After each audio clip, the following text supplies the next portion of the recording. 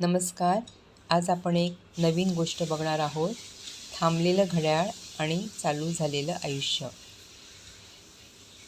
स्टेशनवर एक जुनी घड्याळं दुरुस्त करणारी छोटी दुकानं होती. लोक येत, घड्याळं देत आणि जात.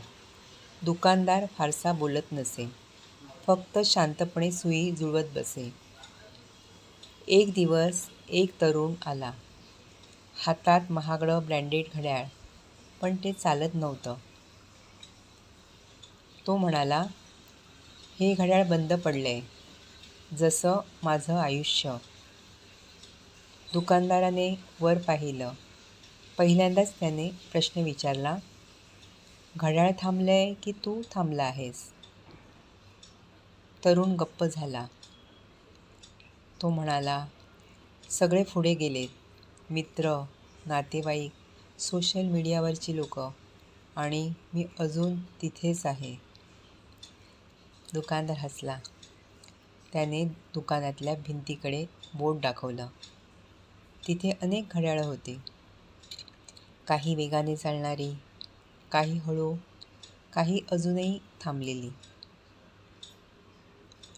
तो म्हणाला, ही सगळी घड्याळं वेगवेगळ्या वेळेला चालू होतात, पण एकदा चालू झाली, कोणतीच चुकीची वेळ दाखवत नाही. तरुण विचारात पडला. दुकानदार पुढे म्हणाला, समस्या वेळेची नाही, समस्या तुलना करण्याची आहे. त्याने त्या महागड्या घड्याळाचं झाकण उघडलं.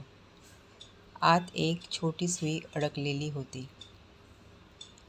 पाहिलंस? इतकंसं अडकलं म्हणून सगळं थांबलं. त्याने सुई मोकळी केली. घड्याळ सुरू झालं. Tick tick tick. दुकानदार म्हणाला, तुझ्याही आयुष्यात काहीतरी लहानसं अडकलंय. भीती, तुलना, की लोक काय म्हणतील? तरुणाच्या डोळ्यात पाणी आलं. तो म्हणाला, मग मी काय करू? दुकानदार शांतपणे म्हणाला, स्वतःच्या वेळेवर विश्वास ठेव. घाई करू नको, पण थांबूही नको. तरुण घड्याळ घेऊन बाहेर पडला. स्टेशनवर ट्रेन सुटत होती. तो धावला नाही, पण चालत पुढे गेला.